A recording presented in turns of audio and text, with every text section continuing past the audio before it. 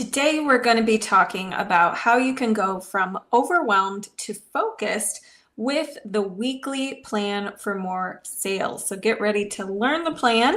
And before we get into the slides, I just want to give you an overview of what we're going to cover today. We're going to start by covering the 4 steps to conquer overwhelm. So if you are a business owner or aspiring business owner who wants to market, wants to make sales, but you don't know where to start, or you're overwhelmed with all the different options for how to market, we're going to talk about that.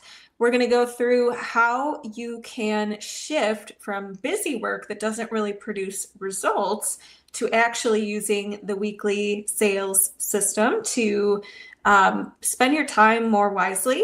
And then we're going to go into some bonus tips for how to stay consistent with your marketing plan. Before we get into that, though, you can grab a free gift at haleyrowe.com/planning, and it will give you a step-by-step for today's training. It'll allow you to actually implement what we talk about. It'll take you through how to plan your week step by step so that you walk away with something tangible and you don't forget what we cover in today's video. So now, let me just introduce myself really quick. My name is Haley Rowe. I'm a marketing and sales coach and consultant. And my mission is to help entrepreneurs and online service providers with how you can simplify client attraction, make more income and impact doing what you love, and be able to get more time back because you're not stuck in overthinking or overstressing yourself out with launches that are super time sensitive and high pressure, or what we call social media overwhelm, where you feel like you have to post all the time and you find yourself having anxiety about what do I say and is this the right way to go about it, and that whole perfectionist mindset. So I help my clients navigate through those things and instead be able to find a way of marketing that they enjoy, that they can stick with. And just a couple other things. I host a podcast called Health Coach Nation, which we've been lucky enough to be ranked in the top 1% on Listen Notes. I've been named as one of the top 25 coaches in Chicago, which I'm very grateful for. And I started doing the coaching that I do now back in 2017. But before that, I worked in business development and marketing for startups, and I loved it. And it made me realize how many startup entrepreneurs have such a gift or a talent or a service or a craft that they want to share with the world, but they get stuck with the sales and marketing side of things. They get stuck with how to plan as an entrepreneur. And so that's the kind of stuff that I enjoy helping them with. So let's dive into the 4 steps to conquer overwhelm. When you're feeling overwhelmed, we want you to be able to come back to a system or a criteria for how you make your decisions. So one that I'm going to introduce to you today that you can use is what we call the 4 Ds. Dream it, define it, design it, and defend it. So what I mean by that with dream it is we are going to set your vision, and I'm going to give you 4 questions to help you do that. So we needed to first just define what do you actually want so that when we are trying to combat overwhelm, we know what are we even aiming for? What's our North Star that we can look at for how we decide to make decisions? Then we need to define, based on what you actually want for your business, we need to define what are your SMART goals to get there? What's the path to get there? So we define the goal, then we design or create the systems to get you there, right? Because it's not necessarily just about what's the end goal. It's about the daily stuff that you're doing to get there. And then we're going to defend it, meaning we're going to plan for obstacles. We're actually going to think about what could go wrong. What could you see yourself doing or not doing that will impact how you get to your goal? And how can we actually prepare? So step 1 is dream it, like I mentioned, and let's get into it. So here are 4 questions you can use to get clear on what you actually want to achieve. And feel free to think in terms of the next month. Feel free to think in terms of the next 90 days. Feel free to think in terms of the next week if you want. But for this training, we'll talk about this month. So over the next 30 days, what do you actually want to achieve? And what are the costs or feelings or changes that you may need to be willing to experience to make room for this goal. And the reason why this question's in here is because a lot of times you just think of, oh, it'd be so cool and fun to get to XYZ. But we don't think about, well, what might I need to be willing to feel, willing to invest in, willing to change in my lifestyle to be able to get there. And we want to factor that in before you choose your goal. Because if you're not willing to deal with some of these costs or big, scary feelings you're going to have to feel, or changes you're going to have to make to your day-to-day habits, then we may need to choose a different goal, right? But if you think it'd be worth it, if you are willing to experience certain emotions, certain changes to your day-to-day life and invest in the goal, then we may want to pick that as a worthy goal. So what do you want to achieve? What are the cost, feelings, or changes you're willing to experience to make room for the goal? What are the obstacles that you foresee getting in the way of this goal? Or what obstacles do you feel like will come up along the way to this goal? And then what are the team members' skills, assets, or research you might need to do to achieve this goal? So just pause this video if you want. You can brainstorm on these questions. These are getting us into that mode of reflecting and brainstorming so that we can plan accordingly in the next steps. Now, after we define our goal and, well, not define our goal, we brainstorm what we actually want. Now we need to refine it a little bit and actually design it into a SMART goal. So you all have heard of SMART goals, but the question is, are you actually following through on the SMART goals? And are you actually setting a SMART goal, or is it a vague thing every year that you just say, I want to make more sales, I want to book more clients, I want to start a business? Those are super vague. So let's turn it into a SMART goal. A SMART goal is specific, so it's clear and precise. It is measurable, meaning we can actually say, yes, I did it, or no, I did not do it, because we can measure it. It's attainable, meaning it's within the scope of what you feel you can do. So don't pick a goal so crazy and huge that immediately you feel defeated when you just think about it. We also want to make sure it's relevant. So is it something that's important to you? Is it something that's aligned with your values? And then we want to make sure it's time-based, meaning can we set a certain time frame we want to achieve it by? Now, that doesn't mean that we give up if we don't achieve it within the time frame we want, but can we give ourselves a realistic time frame that we're shooting for so that we create a little sense of urgency for ourselves to achieve our goal? Now, here's some examples of SMART goals that you could set to make more sales. One would be to start 20 new conversations per week via email or social media or LinkedIn with potential partners, potential clients, or podcast hosts. So if you're a business owner or aspiring business owner and you want to get out there and you want to start meeting people and you want to start forming referral partnerships, or you want to expand your visibility, or you want to actually meet people who might be your ideal clients, we have to start connecting with people, because the number of offers you make minus the no's you get equal your results. So if you're starting from ground zero, we have to start expanding your audience. So a SMART goal for you might be to start 20 new conversations per week. Now, another goal could be to offer your lead magnet or freebie, if you're trying to grow your email list, to 5 people per week. Okay, so that's another example. So notice how it's tangible, because it's 5 people, it's per week. It's what are we doing? We're offering our freebie, so it's very clear. Another example would be hosting a quarterly webinar that I promote 1 time per day on social media for 14 days leading up to the event.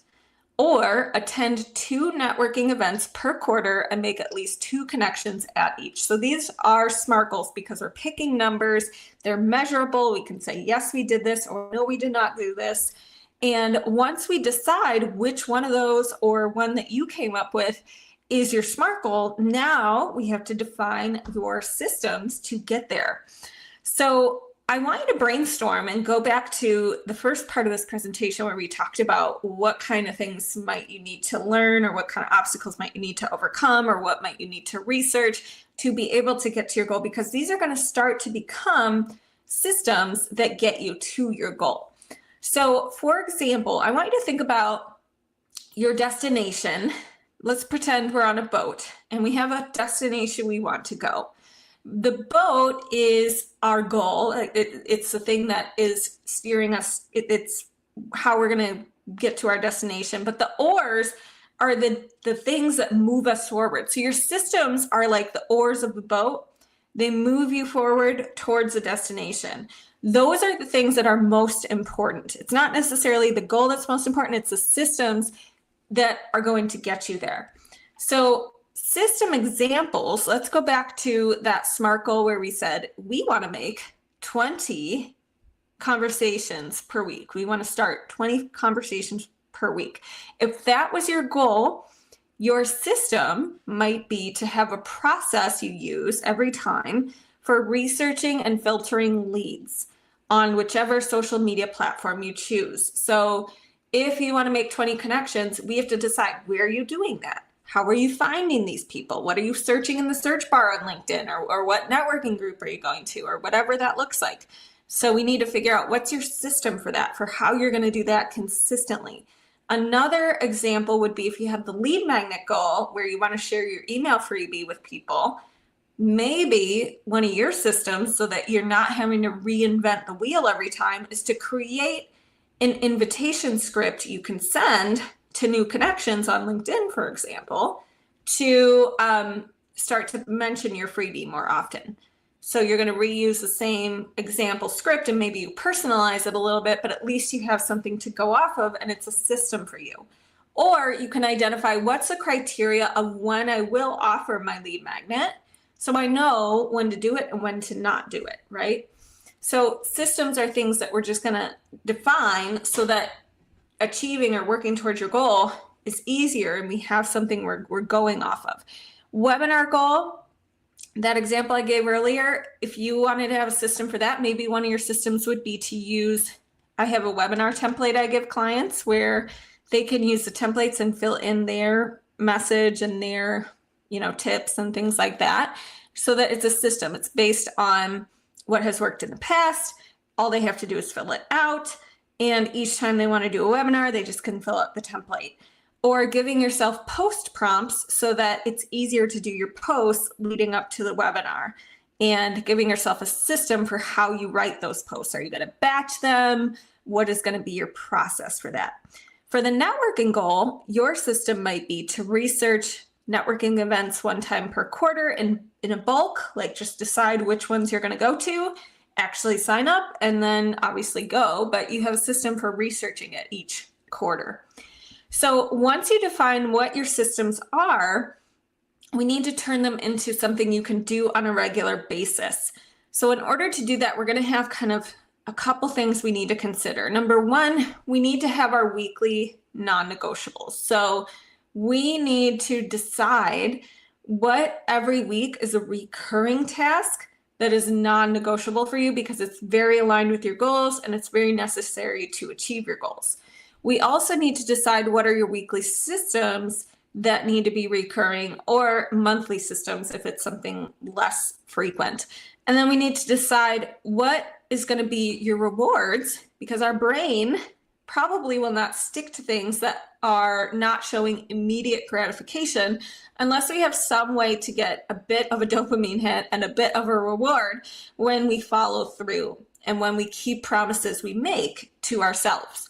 So decide, hey, if I do my 20 connections each week, what's going to be a way I reward myself? Or what's going to be, when I get to 100, could there be a reward? Or, every time I allow an urge to procrastinate and still do my connections anyways, what could be my reward for that? Now, one thing that we can, just really quick to go back to the rewards, you could track your habits in a goal tracker. Sometimes our brain likes to see the X's and see us check off something. I had another client who had a jar and put a rock in the jar every time they did something. And so they'd see the rocks add up. So that was kind of fun, even though it sounds silly. Our brains are very visual. So how are you going to reward yourself? And then from there, how are we going to stay consistent? Well, we need to decide, is there any habit stacking you can do with these systems? So for example, let's say I want to start conversations with people each week. Could I, when I take my walk, because I already do my weekly walks or daily walks, could I send a couple voice notes on those walks to just make sure I get in my connection time? Or let's say you want to post more consistently. Could you decide that when you plan your day, because you always write your to-do list in the morning, could that be the time when you start a draft of a post? You maybe don't finish it, but maybe you always start your post when you're planning your day, so that those two habits start to get paired together and you actually follow through. Or could you, for example, let's say you're going to go to networking events, you want to send a thank you note to the host after. Could you pair the habit of writing a thank you note with something you're already doing? Let's say you journal every day because you're into personal development or something like that. So habit stacking is something you could do to make sure you follow through on your systems.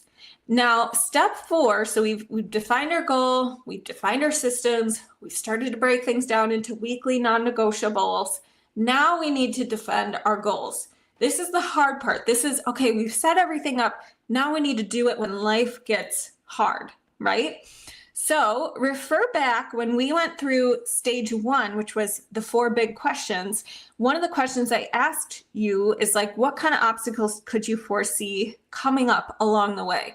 So refer back to your list of obstacles, team members you thought you might need, skills you might need to develop, assets you might need, research you might need to do, and take a look at those and let's turn those obstacles or things that you have to work on into actual strategies. So what could get in the way of your weekly systems? What could get in the way of your goals? And write down, what can I do about it? What can I do about each one? And for now, for the purpose of this training, star whichever biggest obstacle you think would have the most impact on your goal. Meaning, I think the thing that would have the biggest domino effect on making or breaking my goal would be XYZ obstacle. And I want you to star that one and write down a strategy you can use this week to start to chip away at that obstacle, to start to remove that obstacle. And write what's going to happen, like what is your setback plan if you for some reason don't follow through on that? The thing that you've written down as your strategy, what's your setback plan if you don't follow through? How will you redirect yourself? How will you get it done even if you don't get it done on the timeline you want? And also ask yourself, what are you going to not do or say no to? Because sometimes we just come up with all these things we need to do as our strategy, but sometimes it's also about what we're not going to do. I'm not going to overthink this and take 48 hours to write that one post, or I'm not going to, when I post, get distracted on social media by scrolling everybody else and comparing myself to everybody else. And that's a habit I need to break because that's keeping me from doing the thing I said I'm going to do. So it's not always just adding to your to-do list. Sometimes it's what am I going to have to learn how to say no to so that I can get to my goal. Now, once you determine, okay, I think my top obstacle is going to be XYZ. Here's what I'm going to do about it this week. Here's my plan. Here's what I think I'll do if I don't follow through, how I'll get back on track. And now we need to craft your actual week. So what we want to do is we want to add all of your goal-related tasks and systems to your calendar. And how we do that is by getting organized. So when you sit down to plan your week, one thing I really like to do is first to start with a brain dump of both all the goal-oriented things you need to do, but also just all the other life things you need to do. I need to pick up my dry cleaning. I need to go to that holiday event or whatever. So brain dump all of your things that you feel are on your mind to do this week. Then I want you to look at the list and I want you to establish which of these things on this big, huge brain dump list are top priority, meaning there will be consequences if I do not do them. Like your taxes, you need to do them by a certain deadline or there will be consequences, right? Or your goal-oriented tasks. I need to start developing my system for how I'm going to connect with 20 new people a week. And if I don't, I'm not going to be growing my audience and I'm not going to be hitting my number one goal, which is X number of sales. So top priority tasks come first, and you're going to categorize those in a separate section of your list. Then we're going to determine which things on your list can be our really recurring weekly tasks. Like, I'm going to have to touch back on these each week, or else I'm not going to reach my goal. So, for those of you who have a health goal, for example, your recurring thing would be something probably related to exercise or meal prepping or whatever. If it's a sales goal, it might be recurring. You're going to have to connect with networking partners each week or whatever. So recurring tasks. Then moderate priority tasks, that's a separate category. Those are things that there's not going to be consequences if you do not get to them this week, but they're still somewhat important soon. Maybe next week, maybe this month, maybe over the next 2 months, whatever. And then later, it's just like ideas of things you really want to do, but there's no rush. There's no consequence if you don't get to it. So we call that a later or a someday list. And whenever you get new ideas, if you fall for shiny object syndrome and you get all excited about things and you don't need to do whatever task it is that you're all excited about right this second, there's no consequences, it's just a self-induced thing, you can put that on your later list so you still get to think about it and have it somewhere, but it's not taking up your brain space and it's not distracting you from your goals. So then once we have our weekly list kind of categorized, like here's my top priority things, here's my recurring things I do every week, here's later list, which is not going to go on this week's or today's list. Now we need to actually plan your day. So this is where we break down your top priority and moderate priority tasks into result-based tasks that take you 30 minutes or less, and you can say yes or no, I did this. So before you plan your day, you want to make sure the list you're pulling from is broken down enough to where you can take things off your list that can actually be done. So for example, if you wrote on your list, I need to create a website. Well, that's a gigantic task and it's very vague, meaning we can't say like, did I finish my website today? Like there's a million parts in that. We want to change that to maybe the tasks that are coming to mind for this week for the website would be things like determine or research domain names that match my name or my brand name. Maybe it's decide or research a web hosting service, right? So rather than just writing on your list, and this is why we always get disappointed with ourselves, is because we put on our list something crazy like work on website, but it's so vague. So turn it into something that can be done in 30 minutes or less. If it's not something you're positive you could do in 30 minutes or less, you haven't broken it down enough. And we want to be able to say, yes, I did this, or no, I did not do this. If it's something too huge where you couldn't just say, oh, I finished that today, then it's too broad and we need to break it down. Once you're looking at that broken down list, what I like to do at the beginning of the day is write my wish list for the day. Here are all the things I'm pulling from my weekly list that I would love to do today. And that becomes what I call my wish list.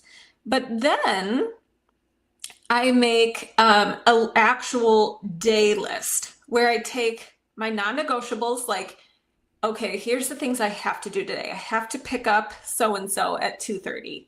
I have to go to a meeting at 4 o'clock. So the non-negotiables, things that you actually, have to attend or you committed to, those go on a separate page of your non-negotiables. So you have your wish list, you have your non-negotiables, and you'll get good at this, and this will only take you a couple minutes at the beginning of the day when you actually practice it. But what we want to do is we want to actually turn your actual list that has the non-negotiables into a time-blocked list. So write your wish list and then separately write like your appointments. So your non-negotiables, 4 o'clock, I have meeting. 2:30, I have to pick up so-and-so. 10 o'clock, I need to do blah, blah, blah. And you're putting that in order and you're leaving spaces in between the times that are open. And in those open times, you're going to pull from your top priorities from your wish list and put them in where they belong. And you're not always going to be able to transfer your whole wish list to your actual day list. Okay. So we have to let ourselves have the wish list, but it's not going to be our actual plan. We're going to pull off of it and pick the most important things to us to put in our empty spaces for the day. So when you look at your actual to-do list, it's going to be your actual appointments, and then you're going to put your top priority tasks filled in where you can in the open spaces, and that's going to be what you do today. And you're going to get better at time batching and knowing how long things take you by practicing this and evaluating how it goes. If you find that you never have open spaces in your day, it's always pick up the kids, go to work, do XYZ, and you never have open spaces for starting your business if you're transitioning, then we need to actually say, okay, we need to make some changes in our life to make room for this, or we need to delegate, or we need to say no to more things so we can make time for this SMART goal that we've set for ourselves. So my top warnings when you are going through planning your day using this system is to give yourself buffer room for things when you're learning how long things take you. What I mean by that is if you're brand new and you wrote you need to research domain names for a website, but you don't even know what that means, and you don't even know domain names, and you don't even know where to start with that, you might need to add buffer room to research or to ask ChatGPT or to reach out to a friend who has a website and see what they say. But give yourself buffer room, expect it to take longer than you think. And then we want to also plan for things that could be in the way. So when you look at your actual list for the day, say, is there anything I need to just prep for before I get started so that this actually happens? And then the last thing is, don't beat yourself up if you do not follow your actual list to a T and perfectly. If you don't finish everything on it, what I do want you to do though is evaluate every week what went well, what didn't go well, what did I not give myself enough time for, what do I need to make more time for, who could help me with XYZ next week, and keep getting better at the process. Now, if you're trying to stay consistent with your weekly plan to get more sales and what you've defined as your top priority tasks, I want to just share with you a couple of tips. So we first just really need to define with your marketing or sales activities, how often are you committing to doing them? Is this, are you going to do a post every day, or are you going to do a post 3 times a week? If you decided you're going to make 20 connections, are you going to do that every day, or are you going to do that to start 20 connections per week? Define how often you're going to do whatever your sales or marketing planning activities are. Then define what are your exceptions for when you won't do these things. I will not do these things on Christmas. I will not do these things when I'm on vacation. I will not do these things if my kids are sick and home from school. Whatever it is, but define your exceptions, because so often we don't, and then we beat ourselves up and be like, well, I should have been doing that while I was, blah, blah, blah, right? So define your exceptions. Define when will you review how it's going every week. Like, can you look back and look at how your marketing activities or sales activities are going, improvements that need to be made to the process? How will you track your wins and celebrate, like we talked about? And is what you've written down as what you need to do a realistic starting baseline? So if you're going from 0 working on your business to now you've identified 12 different things and you're putting all of them on your list, and you're going from 0 to 12, well, then that might be too big of a jump. So start with a realistic baseline and keep growing from there. What we want to do is show ourselves we can rely on ourselves and do what we say we're going to do with a realistic starting point. And then plan, what are your rebuttal thoughts for excuses? When you tell yourself, I can't do this today because blah, blah, blah, how are you going to combat that? How are you going to overcome excuses? So just to recap, we have decided you're going to plan your goal for your business. You're going to make it a SMART goal and specific. You're going to design what systems you need to have to be able to get to that goal and get closer every week. The oars of the boat, remember? And then we're going to take whatever we think are our biggest obstacles and turn them into strategies or things we can do, or mindset shifts if they're more of a mindset problem. And then we're going to schedule our tasks into our day with time batching. So we're going to make our wish list of what we'd love to do today, but then we're going to realistically look at our appointments, our time batches, our time blocks we have open, and fit within it something we can do for our business each day. So if you want help with this process and you want it to be more visual and you want to determine how it's going to work for you, I would love to invite you to book a free call with me and get my freebie. But before we do that, I just want to share one of my clients, Lisa, told me that she had been spending like 10 months on certain tasks. And within our work together, she was able to knock out things that she'd been thinking about and trying to work on for 10 months in about 3 or 4 hours. So knowing what to do is only half the battle. Having support, having clear action steps, having accountability, having a plan that's adaptable, that's what's really important to make sure you follow through. And if you need help with that, you can go to haleyrowe.com and book a free consult. I would love to chat with you about your goals. And like I said, you can get the planning system we talked about today in more detail at haleyrowe.com/planning. It gives you a step-by-step guide to plan your week. And I cannot wait to hear how it goes for you. It's HAILEYROWE.com/planning. And thanks so much for watching.